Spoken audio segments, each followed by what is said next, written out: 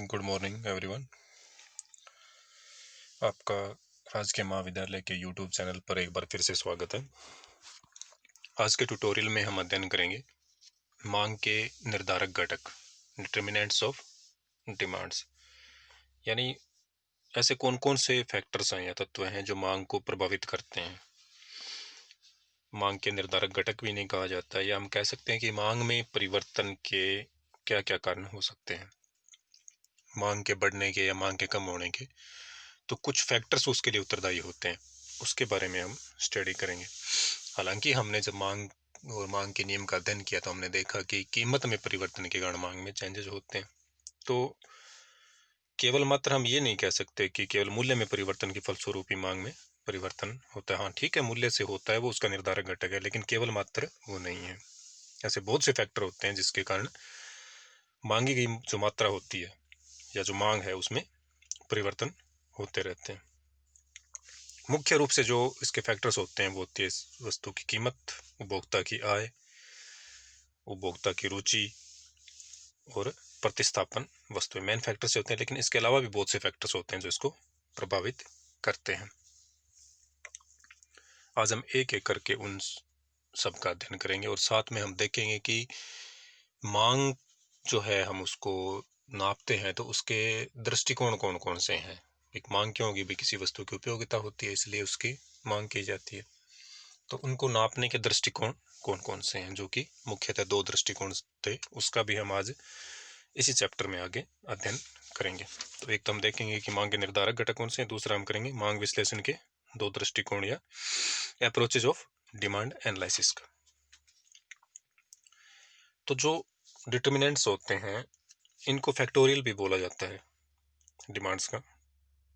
तो एक समीकरण बन के सामने आती है कि DAF, यानी DA4 यहाँ पे वस्तु की मांग की मात्रा के लिए, F4 फैक्टोरियल यानी किस किस से प्रभावित होती है या मिलकर बनती है किसी एक वस्तु की डिमांड। A4 ए वस्तु के लिए, D4 डिमांड, F4 फैक्टोरियल। तो इसमें अपने ब्रैकेट में आपको बताया गया कि PA फिर PB PC PD कुछ भी कितनी वस्तुएं हो सकती हैं। हमने यहाँ पे दो वस्तुएं मानी है, A और B।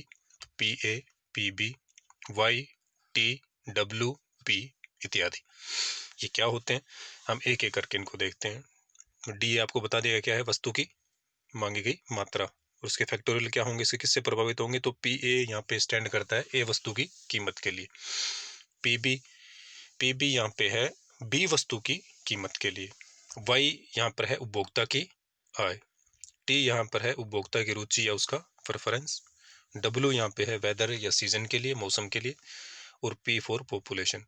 यानी जो डिमांड होती है वो किसका फैक्टोरियल होती है, इन सब का फैक्टोरियल होती है, इन सब से प्रभावित होती है। तो अगर हमें सीधा पूछा जाए कि निम्न में से डिमांड का फैक्टोरियल कौन सा नहीं है तो हम इसको इजीली बता सकते हैं। तो ये डिमांड के सारे घटक होते हैं जो डिमांड को क्या करते हैं, प्रभावित करते हैं। इन सब से मिलकर क्या बनती है कि वस्तु की डिमांड बनती है और प्रभावित होती है। इस प्रकार ये सब क्या है, मांग के फलन है। तो मांग के फलन क्या क्या हो गए, ये वस्तु की कीमत संबंधित बी वस्तु की कीमत, या दूसरे स्थानापन्न वस्तु की कीमत, या उपभोक्ता की आय, उपभोक्ता की रुचि, मौसम और पॉपुलेशन, ये सारे क्या होते हैं, मांग के फलन होते हैं। अब हम एक एक करके इनका अध्ययन करते हैं जो मांग के निर्धारक घटक हैं।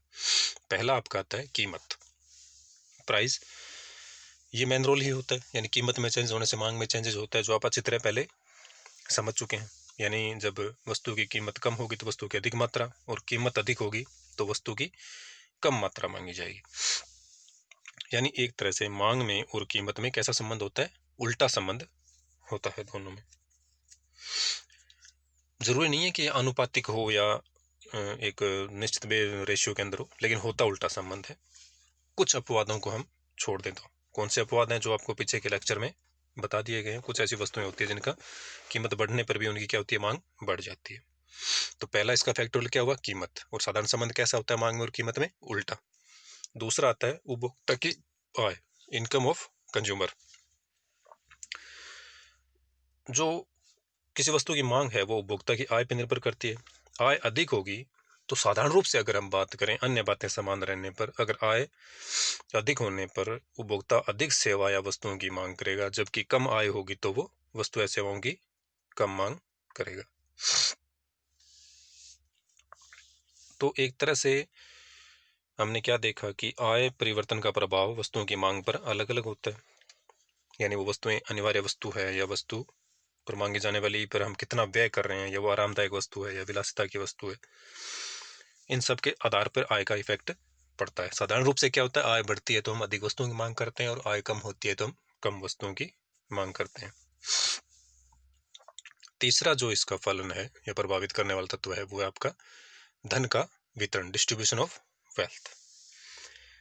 यहाँ डिस्ट्रीब्यूशन ऑफ वेल्थ से आज से एक व्यक्ति के पास धन का वितरण से नहीं है, इसका आशय है समाज के अंदर धन के वितरण से, कि समाज में जो धन का वितरण है वो किस प्रकार का है।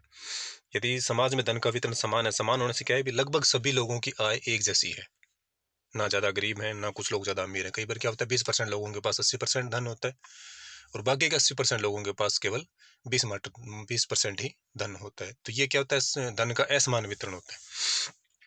तो समाज में धन का वितरण उसको प्रभावित करता है। कैसे प्रभावित करेगा, तो अन्य बातें समान रहने पर यदि धन का वितरण समान है तो वस्तुओं और सेवाओं की मांग जो होती है वो अधिक होती है, क्योंकि सभी लोगों की आय एक जैसी है। तो आय स्तर बढ़ने के साथ साथ क्या होता है, उनकी भी प्रवृत्ति खर्च करने की बढ़ती है। लेकिन धन का वितरण अगर असमान है तो और कुछ लोगों के पास ही क्या है अधिक धन केंद्रित होता है, तो क्या होता है जो विलासिता की वस्तुएं होती है और इस टाइप की गुड्स होती हैं, लग्जरी गुड्स होती हैं, उनकी डिमांड्स तो क्या होती है ज़्यादा होती है।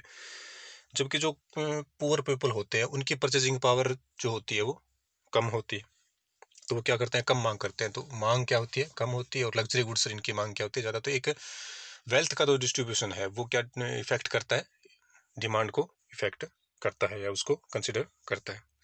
नेक्स्ट इसका आता है क्लाइमेट, सीजन या मौसम। किसी वस्तु की मांग जलवायु और मौसम से प्रभावित होती है। जैसे कि गर्म कपड़ों की मांग कब करोगे आप, सर्दी के अंदर करोगे।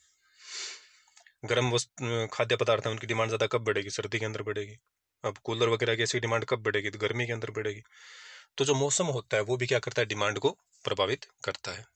नेक्स्ट आपका आता है पॉपुलेशन या जनसंख्या। जनसंख्या उपभोक्ता की एक संख्या का संकेतित होती है। जितनी ज़्यादा जनसंख्या होगी कंज्यूमर क्या होगा उतने ही ज़्यादा होंगे। और ये हमारे भारत की खास बात है कि हमारे यहाँ पे कंज्यूमर का एक बहुत बड़ा मार्केट हमारे खुद का है। अगर हम मैन्युफैक्चरिंग सेक्टर को सॉलिड कर लेते हैं हमारे को, तो हमारा खुद के पास एक बहुत बड़ा कंज्यूमर मार्केट है। हमें आयात पे निर्भर रहने की आवश्यकता कम है। हमारे पास खुद का एक बल्क स्टोर है, हम प्रोडक्शन को बढ़ाते हैं तो चाइना की तरह हम खुद को भी इकोनॉमी में एक स्टेबल इकोनॉमी के रूप में स्टैंड कर सकते हैं। पॉपुलेशन जितनी ज़्यादा होगी डिमांड भी क्या होगी उतनी ज़्यादा होगी। जनसंख्या वृद्धि होने से देश में वस्तु और सेवाओं की मांगे बढ़ती है, और अगर जनसंख्या घट रही है तो मांग भी क्या होगी, घटेगी। नेक्स्ट आपका आता है उपभोक्ता का अधिमान या प्रेफरेंस। कंज्यूमर किसको प्रेफरेंस दे रहा है, उसकी रुचि कैसी है, उसका स्वभाव क्या है, कौन सी फैशन से वो प्रभावित है, सामाजिक रीति रिवाज वहाँ की क्या है, ये सब बातें क्या करती है, डिमांड को प्रभावित करती है। यानी अन्य बातें अगर समान रहती है तो जो वस्तु और सेवाओं के उपभोग के प्रति उपभोक्ता की जो पसंद होती है वो उसकी मांग को क्या करती है, बढ़ाती है। और जिन चीज़ों की डिमांड उसमें नहीं है, ट्रेडिशन वहाँ पे नहीं है या वहाँ की सामाजिकता में वो चीज़ें नहीं है, तो उसकी डिमांड क्या होती है, कम होती है। अब बात आती है नेक्स्ट पॉइंट की जो आपका है मुद्रा की मात्रा, अमाउंट ऑफ मनी। तो इसके अंदर आपका क्या होगा कि मार्केट के अंदर जितनी ज़्यादा सप्लाई होगी मनी की उतना ही ज़्यादा क्या होगा, आपका डिमांड ज़्यादा होगी। और जितनी सप्लाई कम होगी उतनी ही डिमांड क्या होगी, कम होगी। तो एक तरह से मुद्रा क्या होती है, मांग का निर्धारक घटक होती है। यानी जब देश में मुद्रा की मात्रा घटती है तो लोगों की मौद्रिक आय भी घटेगी, यानी उनकी मॉनेटरी इनकम कम हो जाती है इससे। और अगर मॉनेटरी इनकम उनकी कम होगी तो वो डिमांड भी क्या करेंगे, कम करेंगे। इसके विपरीत जब मुद्रा प्रसार होता है, लोगों के पास मुद्रा ज़्यादा होती है तो डिमांड भी क्या हो जाती है, बढ़ जाती है, चीज़ों के रेट बढ़ने स्टार्ट हो जाते हैं। तो एक तरह से मनी सप्लाई जो है वो डिमांड को प्रभावित करती है। नेक्स्ट आपका आता है नॉलेज या ज्ञान। एक्सपेंशन ऑफ नॉलेज जितना है, ज्ञान की अभिवृद्धि कितनी है, नए नए आविष्कारों के प्रति कितने हमें जानकारी है, नई नई चीज़ें खोज हो रही है, नए प्रोडक्ट आ रहे हैं, तो उन चीज़ों की क्या होती है, मांग बढ़ जाती है, क्योंकि वो ज़्यादा सुविधापूर्वक जीवन उपलब्ध हमें करवाते हैं। उनके प्रति हमें नॉलेज होता है तो उनकी डिमांड बढ़ती है। यानी उपभोक्ता को जितना नॉलेज होगा वो डिमांड को क्या करेगा, प्रभावित करेगा। नेक्स्ट आपका आता है सरकारी नीतियाँ, गवर्नमेंट पॉलिसीज। सरकार इकोनॉमिक क्षेत्र के अंदर आजकल काफ़ी अपना प्रभाव रखती है। वो कुछ चीज़ों को बैन कर सकती है, कुछ के लिए सब्सिडी दे सकती है, कुछ में छूट दे सकती है। तो गवर्नमेंट अपनी नीतियों के द्वारा क्या करती है, मांग जनरेट करवा सकती है या मांग को प्रभावित कर सकती है। यानी सरकार जिन वस्तुओं के उपभोग को प्रेरित करेगी उनकी मांग बढ़ जाएगी, और जिन वस्तुओं के प्रयोग को प्रोत्साहित करती है, जैसे टैक्स लगा दिया, बैन कर दिया, तो उनकी मांग घट जाती है। अब जैसे कि वर्तमान में पटाखों पर बैन लगाया गया, तो जो लास्ट ईयर जो पटाखों की डिमांड थी और अब की बार जो डिमांड होगी उसमें डिफरेंस रहेगा। किस कारण हुआ? वो सरकार की नीतियों के कारण हुआ। तो नीतियां आर्थिक क्षेत्र को क्या करती हैं? प्रभावित करती हैं, और उनसे मांग जनरेट होती है या मांग डिक्रीज होती है, दोनों प्रभाव उसके होते हैं। डिपेंड करता है कि पॉलिसीज फेवर में है या अनफेवर में है। दूसरा, सरकार जो अपनी नीतियों के माध्यम से खर्चे करती है, व्यय करती है, उससे भी क्या होती है? डिमांड जनरेट होती है। कौन से सेक्टर पर वो एक्सपेंसेस कर रही है, तो उस सेक्टर की डिमांड क्या होगी? बढ़ जाएगी। नेक्स्ट आपका आता है वस्तु की सप्लाई। ये क्या आपका मेन फैक्टर है डिमांड को प्रभावित करने का? सप्लाई या प्रोडक्शन ऑफ कमोडिटी। वस्तु की मांग वस्तु के कुल उत्पादन और कुल पूर्ति से प्रभावित होती है, क्योंकि अगर वस्तु की कुल पूर्ति या कुल उत्पादन एक सीमा से अधिक नहीं बढ़ाया जा सकता, मान लो, तो क्या होगा कि उस वस्तु की मांग उस उपलब्ध कुल पूर्ति तक ही सीमित रहेगी। जब आप कर ही नहीं सकते तो आप कहाँ से बढ़ा दोगे? और जब उससे पूर्ति नहीं बढ़ रही है तो उसकी डिमांड कहाँ से बढ़ जाएगी? दूसरा, किसी वस्तु की पूर्ति ज़्यादा हो रही है तो धीरे धीरे उसकी डिमांड भी क्या होती है? बढ़ने स्टार्ट हो जाती है। नेक्स्ट और अंतिम है आपका बचत और खर्च करने की प्रवृत्ति, tendency of saving and spending. यानी जो लोगों का नेचर है जो, वो बचत करने का है या खर्च करने की प्रवृत्ति है। अगर बचत करने का है तो मांग क्या होगी? कम होगी। और खर्च करने की प्रवृत्ति ज़्यादा है तो मांग में क्या होगी? वृद्धि होगी।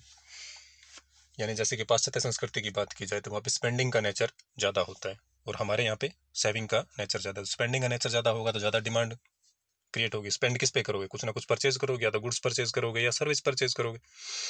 तो स्पेंडिंग का नेचर है तो डिमांड ज़्यादा, और सेविंग का नेचर है तो डिमांड कम होती है। तो डिपेंड करता है कि वहाँ के लोगों की नेचर कैसी है।